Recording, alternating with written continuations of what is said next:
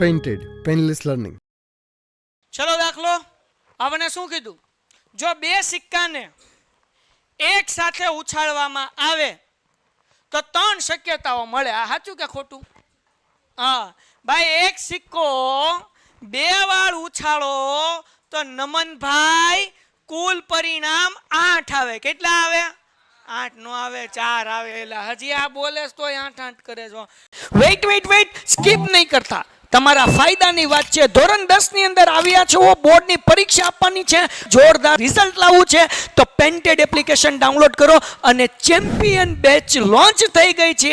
Champion વિદ્યાર્થી સાથે ભળી જાઓ. આ લાઈવ લેક્ચરની અંદર ગણિત, વિજ્ઞાન, સમાજ, ઇંગ્લિશ, ગુજરાતી બધુંય ભણાવીએ છીએ. અનમ્યુટ કરીને ઘરેથી બોલીને ડાઉટ પૂછી શકો અમારા લાઈવ લેક્ચરમાં. અને તમારે ટ્રાય કરવી છે, ખાલી 300 રૂપિયા આપીને મહિનો દિવસ ટ્રાય કરો ને પછી મજા આવે તો આગળ જોડાવો. તમે એમ કહો સાહેબ તમારું રિઝલ્ટ આ છે, મારી પાછળ રિઝલ્ટના ફોટા જોઈ લો અમારા ટોપર્સ, અને તમે ચેમ્પિયન બનવા માંગતા હો ચેમ્પિયન બેચ સાથે જોડાઓ. Good bye. હાલ કે કુલ પરિણામ કેટલા આવે બચ્ચા? 4. કયા કુલ પરિણામ? હવે મારા લેક્ચરમાં તારું ઊભા જ ભણવાનું. તો હવે આવડવું જોઈએ. પૂછું તો હું અહીંયા એલા મંજીરા વગાડતા શીખવાડું છું, હું દાખલો જ શીખવાડું તો ભાઈ કરાવ્યું છે, મેં ન કરાવ્યું તો સમજાયેલા ક્યાં ધ્યાન હોશ. 3 ને 2 કેટલા થાય? 3 ને 2 6, પછી કે 5. હવે હાલો તો ભાઈ કુલ પરિણામ કેટલા છે? 4. કેમ 4? તો કે ભાઈ ક્યાં તો 2 વાર છાપા, ક્યાં 2 વાર, એક વાર કાટા ને એક વાર છાપા ને એક વાર છાપા અને એક વાર. હવે દાખલામાં શું કીધું, જો બે સિક્કાને એક સાથે ઉછાળવામાં આવે તો 3 શક્યતા મળે. તો સાચું ખોટું છે? 3 નથી મળતી. કેટલી શક્યતા મળે? 4 શક્યતા મળે. 2 છાપા, હાલો આ આવી ગયું. 2 કાટા, આ આવી ગયું. બરાબર. અને આ પ્રત્યેક પરિણામ 2 છાપા, 2 કાટા અથવા પ્રત્યેકનો એકમાં શું આવે? 1 કાટા અને 1 છાપા આવે.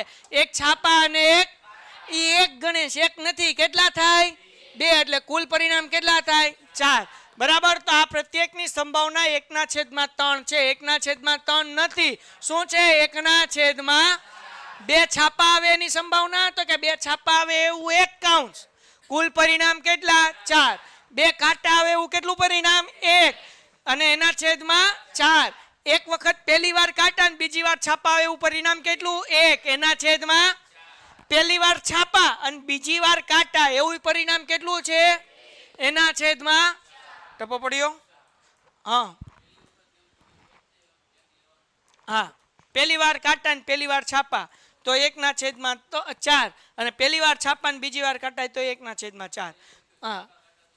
હા તો હવે જુઓ, અહીંયા આપણને કીધું સંભાવના 1/3 મળે. 1/3 નથી મળતી. કેટલી મળે? તો આપણને કીધું હતું કે ભાઈ સાચું, આપણે પેલા એ કહેવાનું હતું સાચું છે કે નહીં, તો આપણે કીધું સાચું નથી. કેવું છે?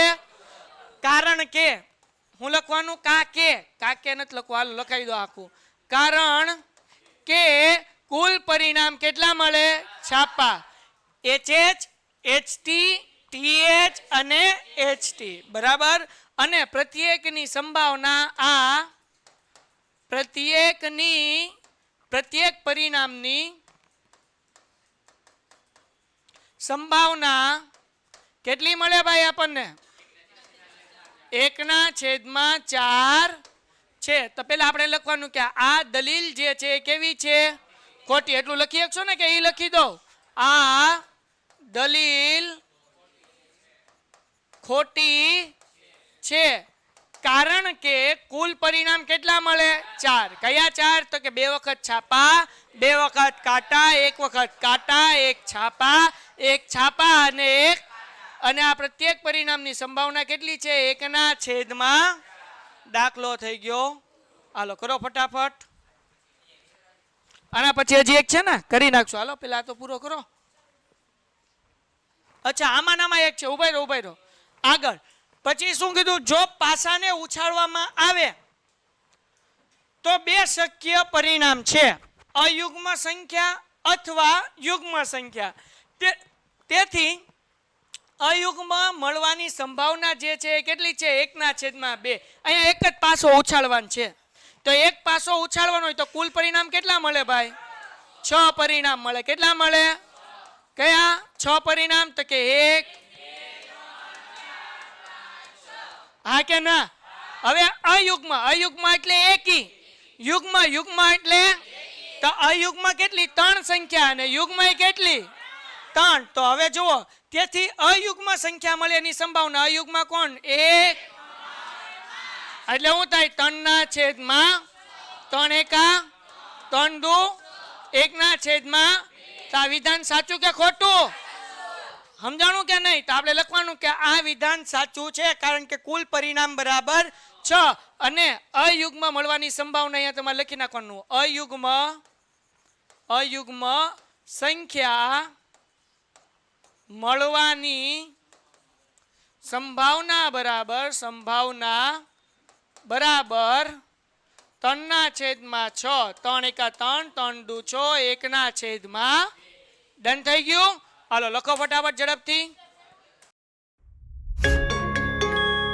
Painted, Painless Learning.